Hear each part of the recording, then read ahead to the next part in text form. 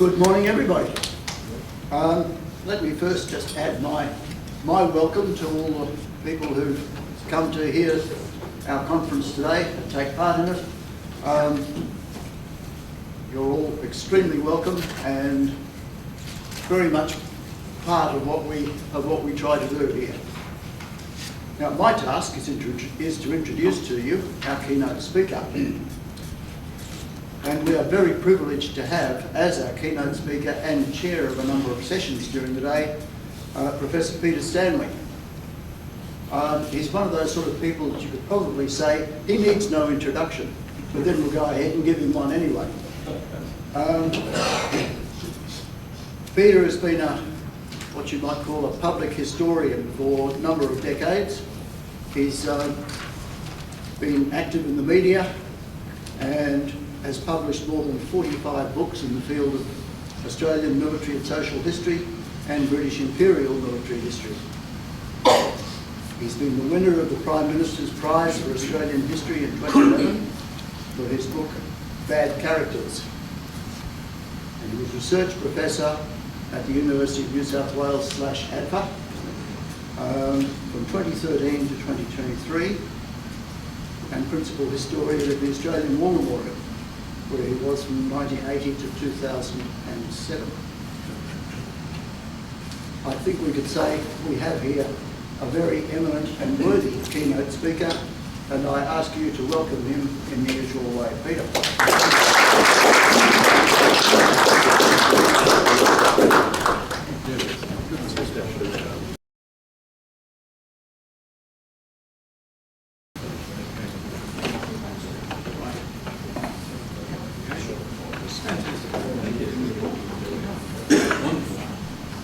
Well, thank you, Michael, who I just learned is an alumnus of my institution, the University of New South Wales, Canberra. So that shows you the quality of our teaching.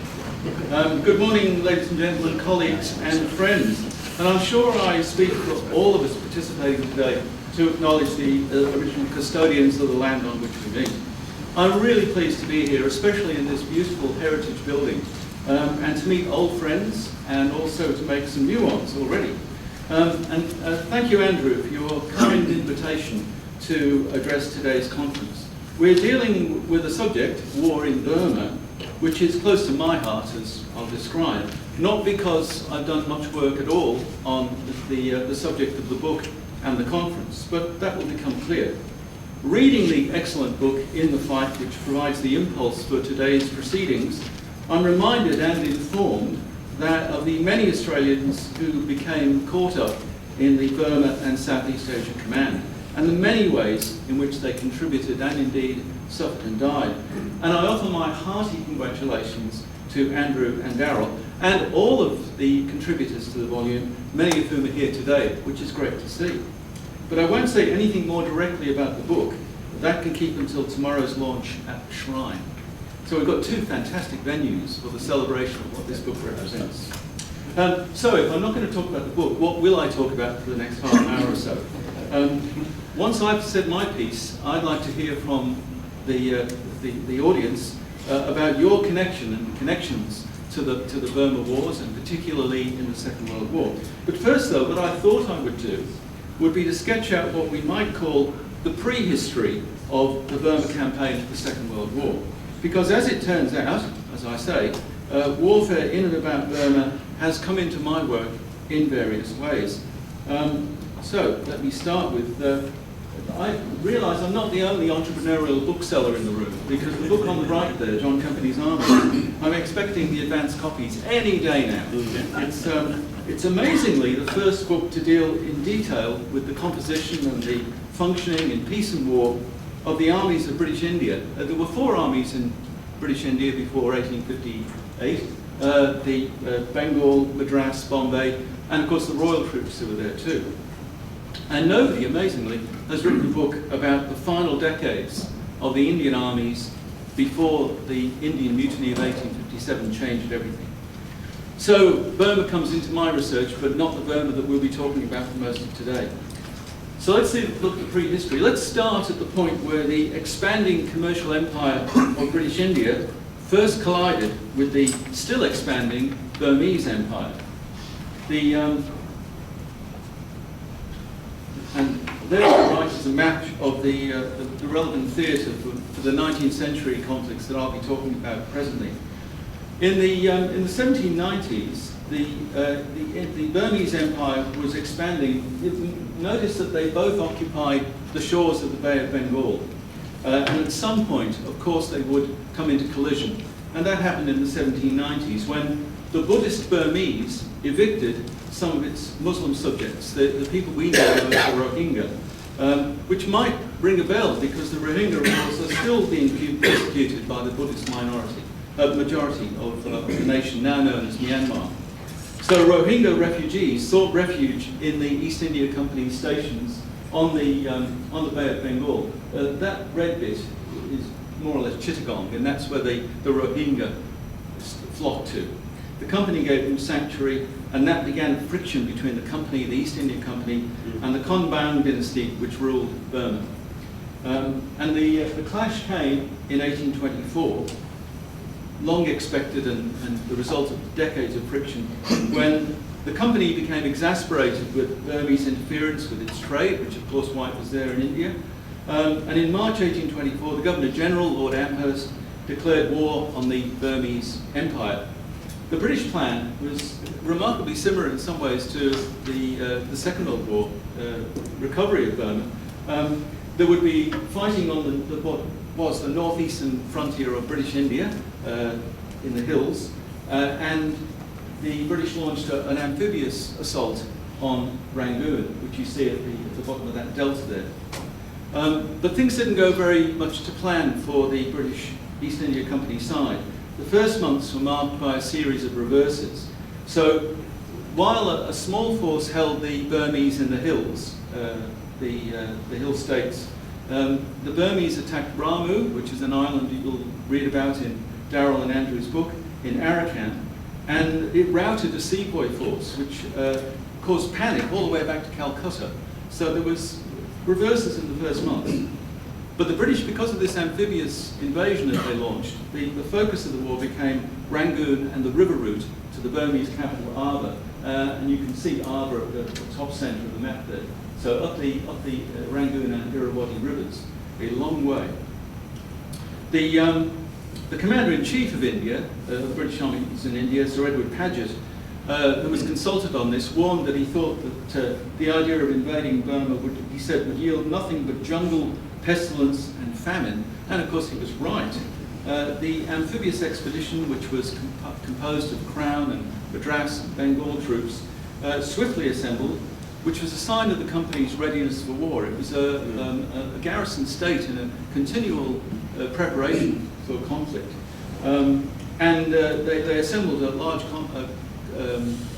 convoy of Crown and company ships, and off they went. The expedition's India troops, who were the majority, were mostly from the Madras Presidency, because the Madras troops had no aversion to crossing what their Hindus called the Black Water, the ocean. Bengal sepoys generally were more devout, and they objected, so only volunteers from Bengal went. The force was commanded by Sir Archibald Campbell, who was a Scottish veteran of the Seringapatam campaign in southern India and the Peninsular War in the Iberian Peninsula. And he had 4 Royal regiments, he had Madras Europeans, 1 Bengal regiment and 7 Madras native regiments with Madras and Bengal artillery, which included horse and even rocket troops. So it was a powerful force supported by a strong naval force, which included steamships. This is 1824, and the flotilla includes steam vessels. Well, things looked propitious, but they soon went bad. They arrived at Rangoon at the height of the hot weather of 1824, and although it seized Rangoon, the Burmese evacuated the town and set fire to it. And then the monsoon broke, and contrary to British expectation, the Burmese, rather than just give in, continued to fight. They occupied very strong stockades made of teak logs, which proved to be very difficult to attack, especially because they tended to erect them at the edges of flooded rice paddies. So they were a very tough enemy, and the British Indian force that had landed was very soon weakened by illness brought on by the monsoon, of course. So within a couple of months, scarcely a third of the 9,000 troops that Campbell had arrived with were fit for action. The Burmese withdrew up the Rangoon Irrawaddy rivers to Donaboyu, which is just below that capital Lower Burma. And there they entrenched, and the British attacked them. The British couldn't advance very rapidly because the Burmese had scooped up all the boats on the rivers. And in compensation, Campbell went off and captured Tenasserim, which you can see the green bit at the bottom right of the map there, which was actually owned by the Siamese. So the company found itself fighting the Siamese as well. Things were not going well. And they got worse because the Burmese had a very active and smart commander, a man called Bandula, and he held the Burmese positions at Donaboyu and obliged Campbell to attack him, so that the British and Indians lost many, many men attempting to evict them from these stockades.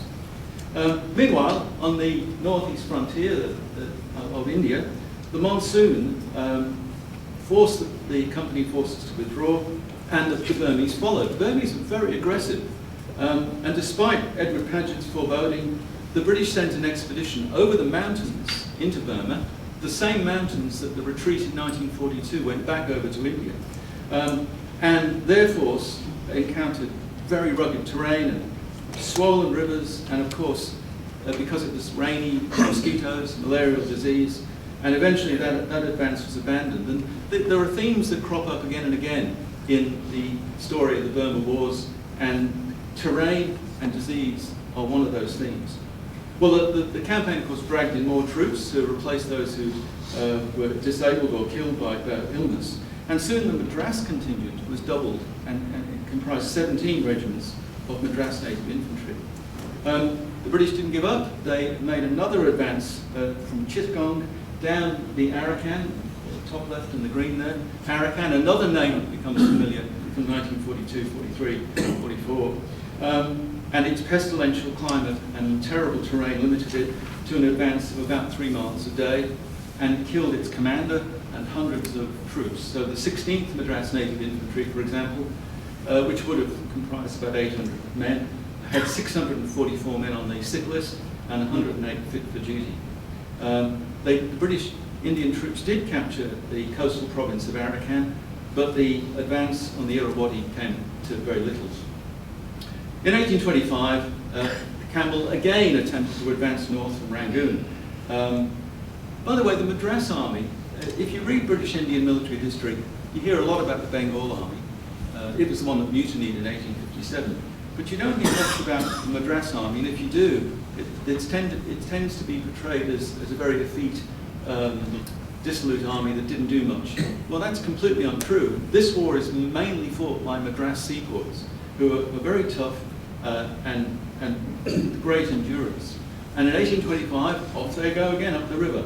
This time they use steam vessels to advance up the river, and they have a column that goes alongside them by land, and there are rocket troops with both of these forces. So in some ways it's an old-fashioned campaign, and in other ways it's right at the forefront of the military technology.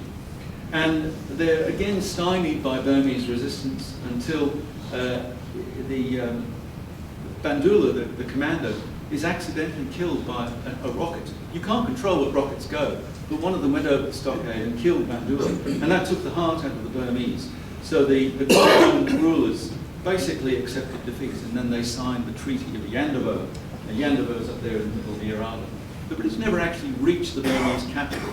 The Burmese retrieved their place by signing a treaty just before the British got to a harbour, and it ended. But it was one of the most costly wars fought by the British East India Company.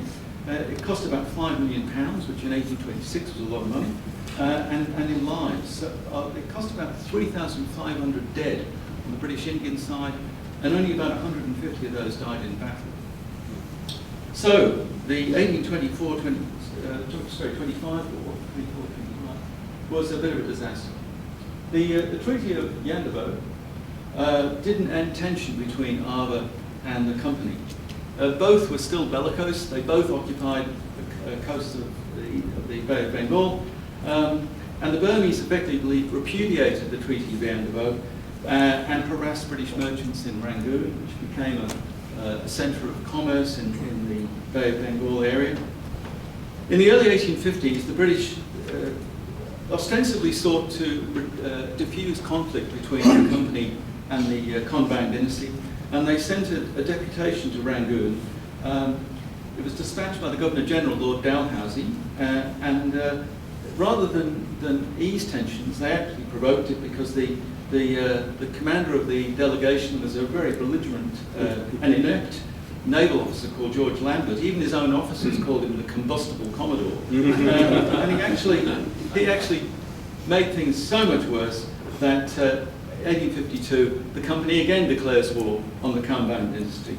And actually, with such rapidity and celerity that you think, hang on, they must have been planning this for a while. So Dalhousie, the Governor-General, ordered an expedition to go to Rangoon and beyond. British radicals in Parliament compelled the government to publish the correspondence immediately after the war. And although they deliberately mixed up all the documents, if you photocopy them and sort them into order, as people have, you soon get the story. And the radical politician Richard Cobden then published a book called How Wars Are Got Up in India, which is basically a manual of how you manufacture a war, as this one was. Anyway, the expedition they sent again comprised Royal and Bengal and Madras troops, again carried in ships of the Indian and the Royal Navy, and again in steamships. And because there were both Madras and Bengal troops involved, they were held to emulate each other, that is to say, be stimulated by jealousy. So the commander of the expedition, a royal officer called Henry Godwin, urged his troops on by saying, "Now you are Bengalis and you are Madrasis, let's see who the best men are." Godwin's an interesting character. He was one of these people who he wore a wig, pretending people didn't know he was bald. And he commanded a regiment in the First Burma War, so he knew what the risks were. But for a time it appeared that this new expedition was going to replicate all of the errors of the first. So again, they landed in the Rangoon River in April 1852, just before the monsoon. The Burmese again evacuated Rangoon and again burned it, but not, of course, the Shwe Dagon pagoda. You can just see the pagoda in the background there. It was the focus of the British advance. In fact, when the British occupied Rangoon, they camped around the pagoda. But this time around, the British managed things somewhat better, so that they had fresh food rather than relying on salt provisions in that climate. They brought prefabricated barracks with them, so they didn't have to camp out in the monsoon. They even had a hospital ship, a dedicated hospital ship. And the surgeons with the expedition conceded that it wasn't nearly so unhealthy as they'd expected from the first war. But the other thing that hadn't changed was that the Burmese were just as tenacious this time around. The illustration there's from the Illustrated London News, the black and white one, and it reminds us of the power of maritime naval power. So that the British expedition not only arrived by the war, but was able to use its firepower to support its advance. That's another theme, of course, that comes through in the Second World War. And the upper picture is of British troops occupying the pagoda. And you can see that one of them put his hat on that figure of the Buddha, which indicates their attitude towards the Burmese. And again, as in the First War, they advanced up the Rangoon and Irrawaddy rivers, and again in parallel columns. And this time, an amazing coincidence, the Burmese forces were commanded by the son of the Bandula who'd been killed in the First War, also called Bandula. And again, there was fighting on the northeast frontier. So they seemed to fall into a pattern. And the Burmese again continued to resist occupation by a foreign power. And this frustrated Lord Dalhousie, the Governor-General, who thought that the Burmese were going to be a pushover. If he'd read anything of the First War, he would have known they wouldn't be. And he wrote home to a friend, "The beasts don't give in. I can't get a result." They did get a result. Again, they advanced up the Irrawaddy, got as far as Pagan and nearly to Yandevo again. And again, the Burmese conceded a huge amount of territory, but continued to resist. So for another decade nearly, there was what the British called dacoity, banditry, but really was nationalist guerrillas, a phenomenon very familiar to armies of occupation in later wars. And this time the East India Company occupied the whole of Lower Burma, so up as far as Prome, known as Pegu, and a mostly Madras army occupies the province of Pegu. Now, the reason I'm particularly interested in this is because I covered the Second Anglo-Burma War because I, as a hobby, write a series of novels set in mid-19th century India, and the fifth book in the series is called Golden Pagoda, and it takes place in Rangoon in 1852, and there's the Shui Dagon Pagoda. It's still the focus of modern Yangon, and there's some of the artillery standing by those enormous Chinti statues on the steps leading up to the Shui Dagon Pagoda. The hero of my novel is a gunner. So, that's not the end of British wars in Burma, though, because in 1885, a third Anglo-Burma War breaks out. Not so much precipitated by Burmese aggression as Burmese attempts to avoid or evade British imperialism. So the Konbaung dynasty thinks to itself, how can we live with this enormous imperial power next to us? And it comes to the conclusion that it should become associated with the French, who of course are expanding into Indochina. So they make overtures to the French, and the British, of course, can't countenance this. And in 1885, they basically invade the rest of Burma, the darker brown bit at the top there, in order to coerce the Burmese out of forming a relationship with a rival imperial power. And the 1885 war goes remarkably smoothly. It only takes a few months. But the British advance from Prome up the Irrawaddy, they occupy Ava and Mandalay, they evict the Burmese dynasty, and the formal war is over. Although again, another parallel to both earlier wars, Burmese patriots continue to fight the guerrilla war for over a decade. And Burma becomes a province of the British Empire. Before we go, I should just say, the top there, that's one of the many river steamers that we used. Again, it's a riverine war. That slide I showed at the beginning, that's the Somerset Light Infantry crossing a creek or a gully, a flooded gully in Burma. And there they are, standing proudly by one of the many pagodas, thinking in our park. So, at the end of 1885, the whole of Burma has been occupied by the British, and it becomes a very valuable part of British India. It didn't become a separate colony until 1937, but it became basically exploited for its resources. That's British troops bidding for various curios looted from the palace at Mandalay. It wasn't the first time. At the bottom left there, that's a bell, a temple bell, which the Madras engineers shipped to India as a trophy from the First War. Now, I don't think we military historians should shy away from the fact, the very uncomfortable fact, that these three Burma wars were basically an expression of the idea of imperialism. Imperialism is another parallel to these conflicts in 1942, because the Burma campaign was fought between two rival empires, British Empire and, of course, the Japanese Empire, which is attempting to establish its dominion over Burma. Burma is fought over rather than fighting. Now, I have another connection to British Burma in India's military history. A few years ago, 2019, I published a book called, as you see, Charioteers in India, which is not about dogs, although there is a dog. It's about British territorials. And this book appeared in a bit independent British publisher, a smallish independent publisher, and I doubt that there's more than a dozen copies in Australia. But extraordinarily, nobody had noticed the fact that the British Army had dispatched 50,000 territorial troops to India in 1914, or by the end of the Great War, 50,000 had gone, mostly as volunteers to replace the regulars who, of course, were brought back to fight at places like Gallipoli. The 29th Division of Gallipoli was from British regulars in India, and mostly, of course, on the Western Front. Those British territorials had garrisoned British India for the entire war, and then were used as a reservoir of imperial power. So they went off to places like Singapore and Hong Kong, Some even came to Australia visiting, delivering things. They went off to Mesopotamia, of course, and then on to Palestine. They went to Central Asia. The Hampshire Territorials found themselves in what's now Kazakhstan. And one battalion of Hampshire Territorials found themselves in Ekaterinburg in central Siberia, a place where the Tsar's family were murdered. So and the Territorials were rather annoyed at this because Kitchener had accepted their volunteer offer to go to India on the promise, they thought, that they then come back and fight on the Western Front. But in fact, only 3 battalions made it back to the Western Front.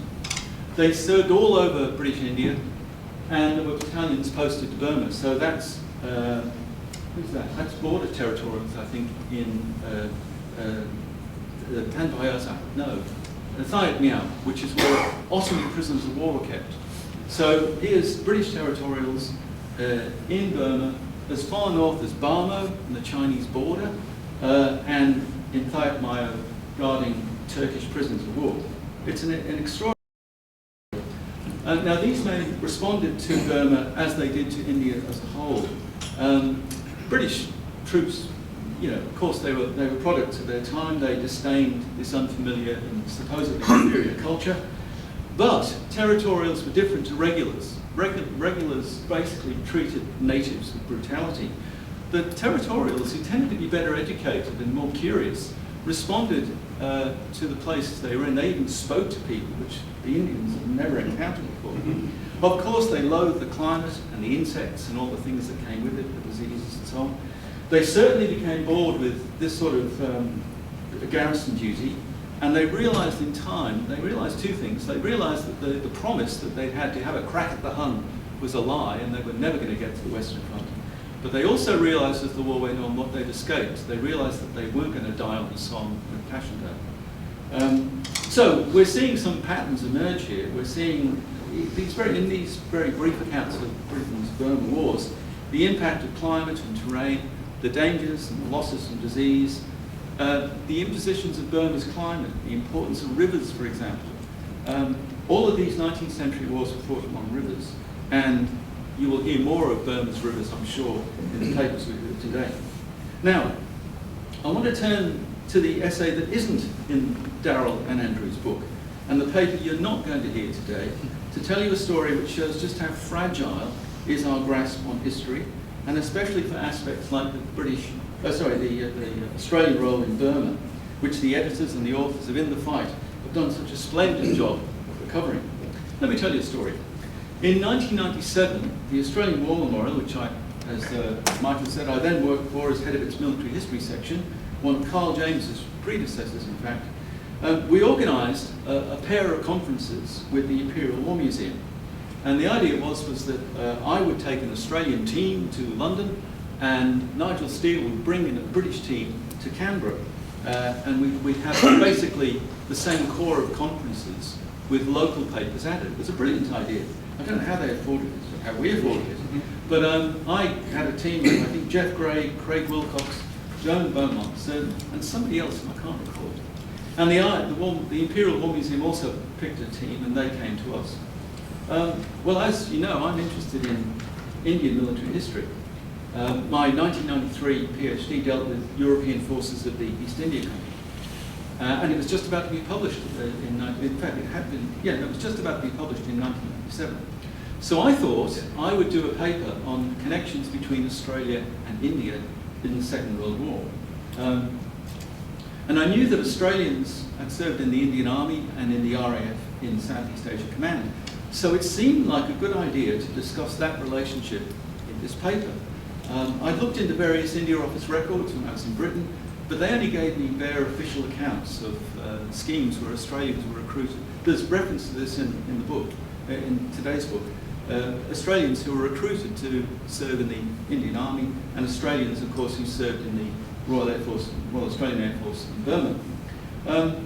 But by the time I gave the paper in 1997, I'd done something else. I tried to find and written to and corresponded with a group of veterans, Australian veterans, of this Burma and Southeast Asia Command in the Second World War. They were mostly men who'd served in RAF squadrons in Burma, but they also came from Australians who'd been commissioned into the Indian Army. And they served everywhere from the northwest frontier of India right through to Java and Indochina in 1945 and after. And they were full of observations and memory of India, of service alongside Britons and Indians, and of the campaigns that we're discussing today. All the letters and some of the quite substantial memoirs were absolutely unique, priceless. And as a result, I was able to give what I thought was quite an interesting paper in London and then in Canberra. Well, sadly, I didn't keep a copy of the paper. Though I'm sure I put one in the War Memorial file that I created to record the whole project. I did try and publish the paper as an article, but of all things, Jeff Gray, who was later my colleague at UNSW, he was one of the reviewers, and he said, "Oh, look, you could make some changes here." And I stupidly couldn't be bothered making those changes, so I never published it. And the paper has now disappeared, as far as I know. Oh, don't worry, you'll say that your paper may have gone, but the records are there, aren't they? Well, maybe not. Because when I left the memorial in 2007, 10 years later, I donated this box of papers and memoirs and things to the research centre. But when I went back some years later to find out where it was, because I thought I'd write something about this, the box seems to have disappeared. They can't find it. So all of the 20-odd veterans' memories and stories have vanished for the time being. I've inquired a few times. As they change their private record curators, I write to the new person and say, "Have you found it?" But so far, nobody's found it. Now, I live in hope that one day somebody will open a box or turn over a cupboard or lift something up, and there it will be. And when it does, I will maybe write that paper again. But in the meantime, what have I got? And what I've got is one letter from those veterans, which somehow became misfired with my personal correspondence. So I'll give you a flavour of what it is we've lost. Word of my interest floated around the veteran community.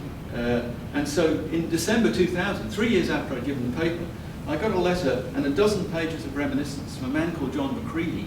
I'm pretty sure I knew his son and daughter-in-law in Canberra. Very small place, Canberra, but I haven't established that. Anyway, John McCready, who lived in Toorak, up the road, had read a copy of my 1997 paper, so there must be copies floating around. And he wrote to me and gave me his reminiscence.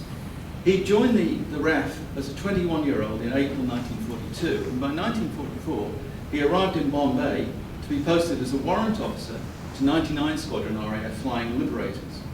And he extracted these pages from a much longer memoir he'd written called Letters to a Daughter, which he'd written in the early 1970s. Now, I can't find that memoir on Trove, but I wonder whether it's in the State Library Victoria, the Trove Library, because he wrote 50,000 words of manuscript about his service in, among other places, Burma. But this fragment suggests something of its quality. As you can see from this, Mr. McCready described how he'd been issued before his arrival in Bombay with a heavy khaki drill tunic, a topi, of course, and Bombay bloomers. What else? And that he and his draft immediately decided that they needed to find a Durzi, a local tailor, to make a more sensible bush jacket. And on entering the mess, as you can see, they encountered a British sergeant shaking a bearer saying, "I'll choke you, you black bastard!" When one of the Australians remonstrated, and the British regular turned to these Australian novices and said, "Why don't you get your knees brown?" Which of course is the classic statement of, why don't you get some experience? And then Mr. McCready reflected on what he'd learned as a member of an Australian in an RAF squadron during the Second World War. And it's, to me, he expresses what I'd call the truth. He said that he met men from all over the Commonwealth. His crew had men from Britain and Canada and Australia. And he expressed it very well. He later in life went off to become a diplomat. So he had very sharp insight about the value of international friendships. And he made it clear that members of the wartime RAF did exhibit different characters. You know, that you could see that the British reacted one way, the Australians, as you can see, reacted in other ways. And obviously in this paper that I'd written, I'd suggested that Australians and British looked at this experience in different ways. Because he said, "I'm not sure that your distinction between Australian and British was very relevant to us. We volunteered to be aircrew and saw ourselves as British subjects.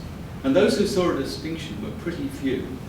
Well, to me, that's a good example of the way that historians see things as important, which contemporaries just take for granted or don't even think is, as he said, relevant. What Mr. McCready did not tell me was that he'd been awarded a DFC in 1945, which I was very touched by that. Well, I'm really sorry that I didn't just hang on to that box of records and take it home with me, but I did the right thing and I donated them to the War Memorial. And as I say, years later, they appear to be misplaced. And it's a great pity because the memories of these 20-odd Australians who served mostly in Burma would surely have been relevant to the book that Andrew and Darryl produced. Well, mistakes happen and things get lost, and after all, I lost the text of the article, the essay, the paper I wrote. So although I sent a copy to Mr. McCready, maybe a copy will turn up one day. And I don't want to embarrass the War Memorial, or especially but not embarrass members of staff who may be here today. Is Carl here? Is he not yet. Okay. But maybe somebody who did work there 17 years ago does have cause to be embarrassed. Anyway, it just goes to show, though, how precious historical evidence is, and how sometimes its very survival can be precarious. And we all know that from the research that we've done. And on that final philosophical note, I want to affirm what we all here believe, that what happened in the past, random slides of Burma, some of which relate to the book. What happened in Burma in the Second World War matters. Australia's contribution to Allied victory deserves to be recalled. I've got to say, I'm doubtful of this cliche about the 14th Army being a forgotten army. If you Google 14th Army forgotten army, you get literally thousands and thousands of references to it. So, I don't know how forgotten that is. I mean, of course, Montgomery's 8th Army and 21st Army group was more prominent. They were D-Day and all the rest of it. But I'm just wondering whether Slim's army was any more overlooked than the armies in Italy, the 8th Army in Italy, or the British forces that served in the Aegean or Persia. I mean, who remembers Persia, for God's sake? So I think it's time to get rid of that self-indulgent tag of the tag of forgotten army. Of course, the 14th Army isn't a household name anymore, but hardly anything about the Second World War is a household name anymore. In Britain, the only thing anybody seems to recognise is the Battle of Britain and D-Day. And here, all Australians seem to recognise that the Second World War is Kokoda. The other week, the Canberra Times published a letter in which somebody said that they'd never heard of the bombing of Darwin. Extraordinary. But it's a fact, though. The Second World War, we might find that surprising, that it's not as remembered as we would like to think it was. But I think we should focus on what's worth remembering, rather than indulging in this spurious claim that it's forgotten. Now that might seem a very crotchety note to end on, but I think in this company at least, we can forget the easy tag about everything being forgotten. In fact, some of today's topics are so fresh, and I'm thinking of Peter Holmes on war correspondence, and Negan Adams on VADs, and Anthony Gunn and Alex Torrens on war artists, that we can't reasonably be accused of forgetting things that we didn't even know in the first place. So my suggestion is that we enjoy a day in which we hear new stories, fresh interpretations, original research, which will enlarge our understanding of the Australian contribution to Allied victory in the Southeast Asian theatre. And that's something that I'm very much looking forward to, and I'm sure you are too. So I hope that these thoughts have given you some insights into the background of Burma as the arena of the campaign we're considering today, but also of the need to apply ourselves to gathering and hanging on to evidence about the past in order to understand it. So, ladies and gentlemen, friends and colleagues, thank you. Now, if we have time, do we have time? Yes. Good. We've got time not so much to address questions to me, because as you know, this is what I know about Burma, and it's not even relevant to today mostly. But I would like to know from you why you've come along today, and whether anybody has connections with Burma. There seems to be a golden opportunity for somebody who has a connection to Burma, or to those who served in Burma, or those whose stories are told in the book that we're considering today, to stand up and tell a story that may otherwise not come out. So who's got a connection to Burma? Madam. Oh, should I do my own sharing? Yes. Yes. Yes. Hello. Good morning, Peter. Good morning. I've already Hello, said I know you. Yes, of course you do. I've already said some to Michael. I hope he does not. Even from 1998 to 2000 and what was it? Oh, it was 6 years, so whatever that is, 5. I did a big oral history with the memories of war at the Naval and Military Club. And 2 of those interviews were about the campaign in Burma.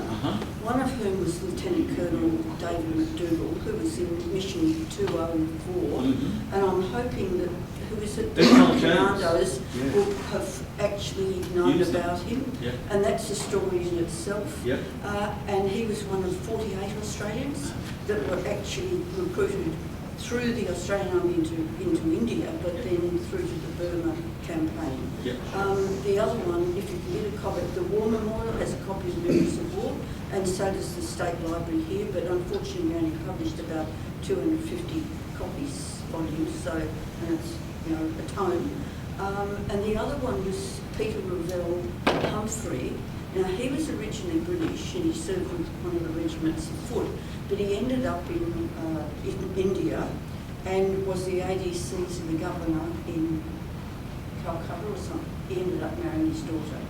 But he was involved also, and he was actually flown in, involved with, he was served in Burma, and actually was flown eventually by glider into Borneo to set up the an airfield for them.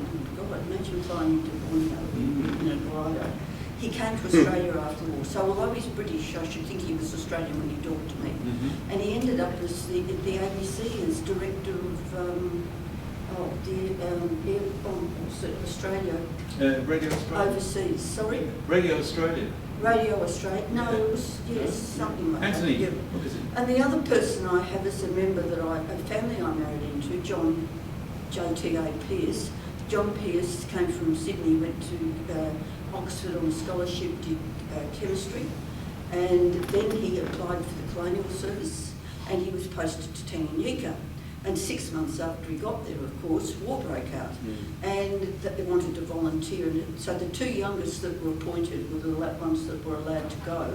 He was initially served with the engineers in the Sudan, etc., because basically it was because he spoke Swahili.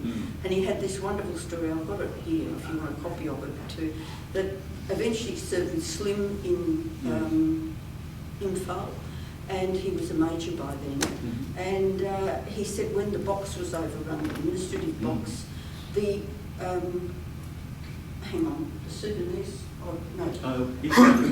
the Somalis, who were, because it was in supply, because they managed to get to all the supplies to the Japanese, the Somalis who were serving as chefs and, you know, kitchen hands and so on, got to the Japanese with their cleavers and knives and whatever, and committed themselves extremely well. And that was one of the major things that defeated the Japanese, you know, when they invaded the box.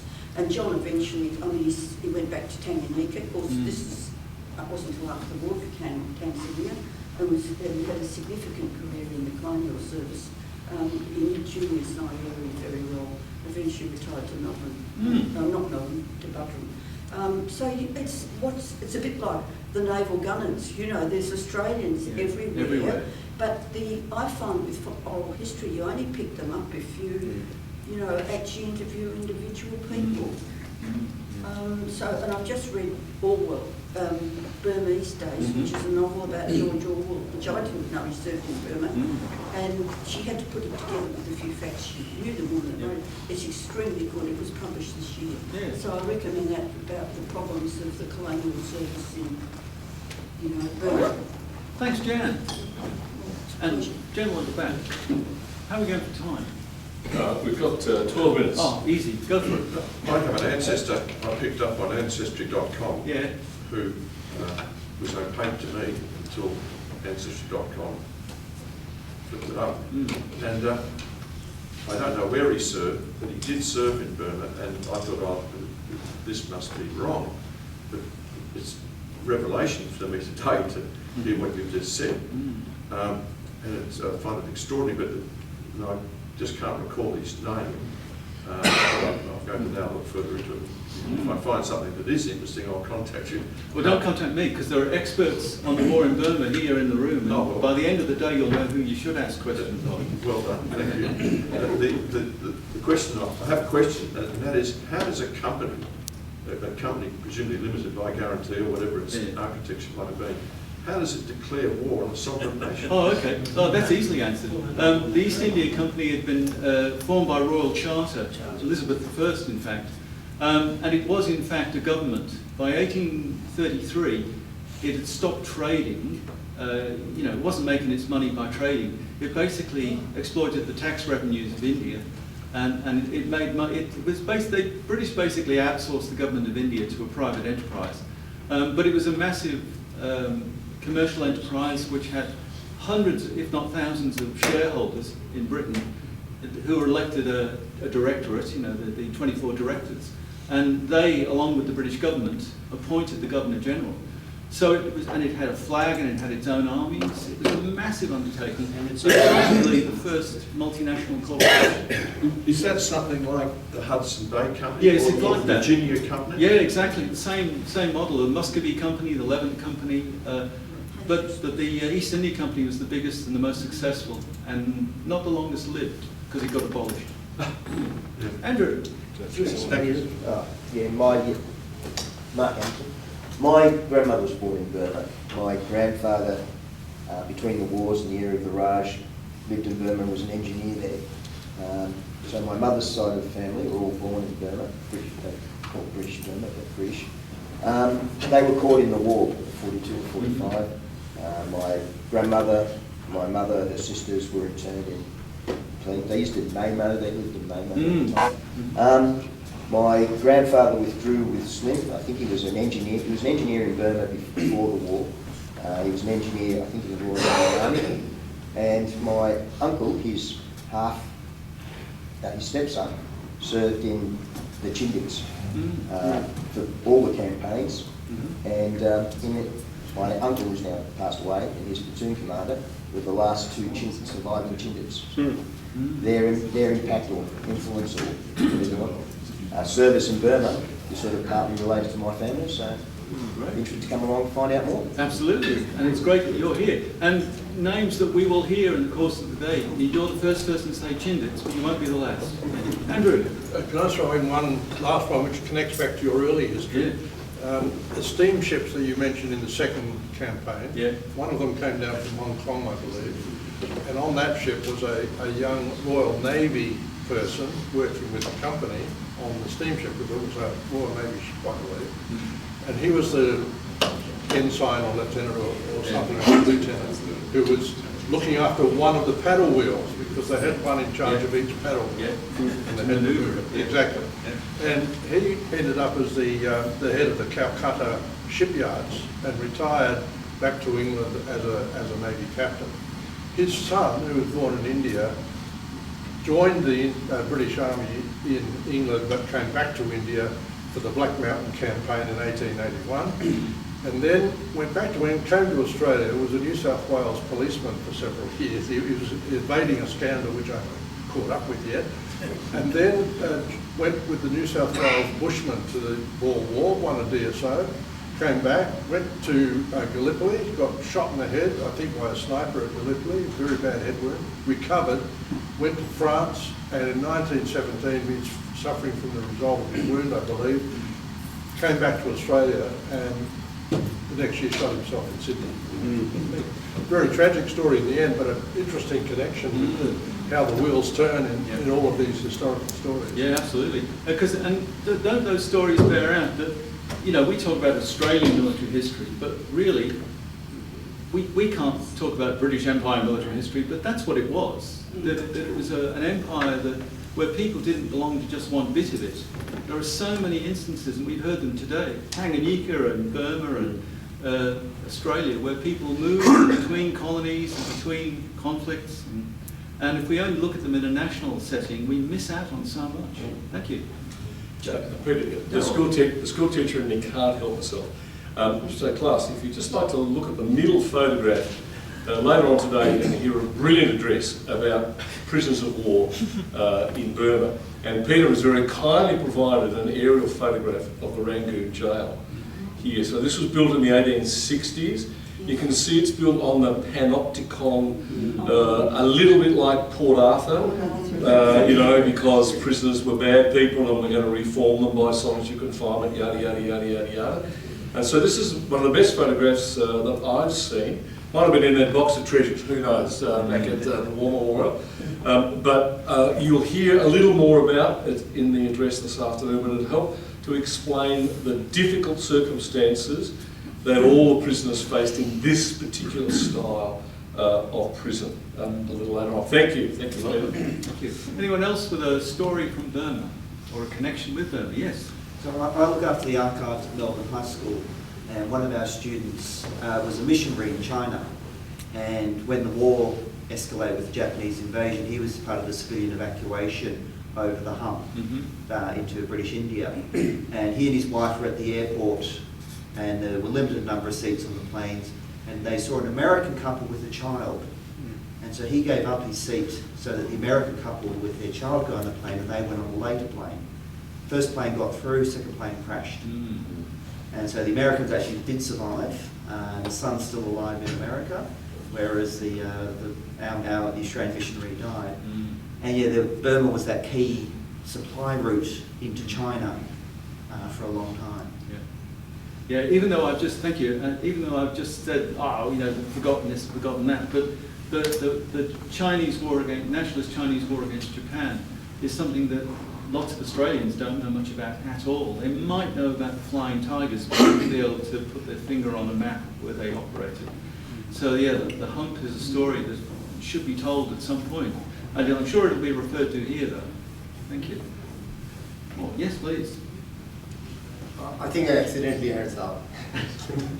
Yeah, this is my name is Raman, and I actually serve in the 6th Battalion Royal Australian Regiment. I look after the association. I also shrine volunteer, and they call governor. Okay. My relationship with Burma, I'm watching it very keenly, used number of times in the Bengal. I actually they're not born and bred in from there, not far away from there. Locally, Chittagong, that's part of the world. And growing up with my grandma, and she's talking about millions of people died because of what happened. The reason is you confiscated the ship, boat. You're not allowed to make any crops. So everyone is dying because they lost their rice, they lost their fish. That's what they eat. That's one of the relationship I have in that particular part of the world. And as a Bengali, as you know, we are all revolutionaries. And absolutely, no one can stop that one. So I was a student leader at Dhaka University, which is pretty much, it is called the Solomullah Hall. And this is the partition. Actually, the partition started in India from Bengal, 1905. Bengal is divided. That's the British did. But that's also the beginning of the partition. Mahatma Gandhi, actually, the living my district during the 1946 blockade. The all started from their separation. Come out of the Took High School is my village. So why is that? Revolution, the be free. So yeah, it was interesting to listen to all of your stories. They give me the old memories. Is actually what has happened there. And it's inspired also one of the things to join the Australian Defence Force, which is the Australian Army Infantry Battalion.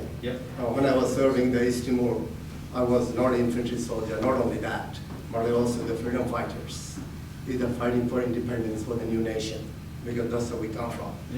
And one of the interesting things also in the Burmans, two Pakistani president is actually the fought that particular war with the General Ayub Khan and General Yahya Khan. And both of them actually military officers are fighting for their one. And I have the opportunity to see visually one of the military, 1971, which is the Yahya Khan. He's coming to our village in Nokali because of the flood in the 1970s. And over 500,000 people is dead. And he was visited there. That's the second big tragedy that Bangladesh faced. Yeah, that's right. You alluded to the famine, the 43-44 famine, and that's covered in the book too. Carmel McLean has a chapter on Richard Casey, the governor of Bengal. And he's our second last story. And was distressed by the, because it was a famine that was, if not manufactured, at least condoned by British authorities. Thank you. Yeah, that's right. Just little information, and I was very keenly watching your speech. Yeah, thank you. And you mentioned Indian officers. Of course, not only were the majority of troops in Burma Indian, but the Indianisation of the Indian Army meant that Indian officers were learning their trade in the fighting against the Japanese, and they became the military leaders of the new nations, didn't they? Yeah. So it's formative experience in all sorts of ways. Thank you. Anything else? I think we've got time for one more. John, Peter Holmes. Just very quickly, my name's Peter Holmes. A little bit more up-to-date information. I worked at the Australian Embassy in Bangkok for 3 years, from 1998 to 2001. And used to travel regularly into Burma. And used to have morning tea at the Strand Hotel, which was very famous in the Second World War. And I also used to visit refugee camps right up and down the Thai-Burma border on a regular basis. And they were the most amazing collection of people. And I also assisted, there was a national government in exile in Burma, and I managed to arrange for them all to come to Australia. And so there was an operation. So Australia's got a very, very strong, particularly in Western Australia, a very strong Australian-Burmese connection now. That's a fitting note to end on. Ladies and gentlemen, thank you very much for your contributions. You've enriched the discourse, as they say. Thank you for your attention, and I think now it's time for morning tea. Next slide, please. Thank you.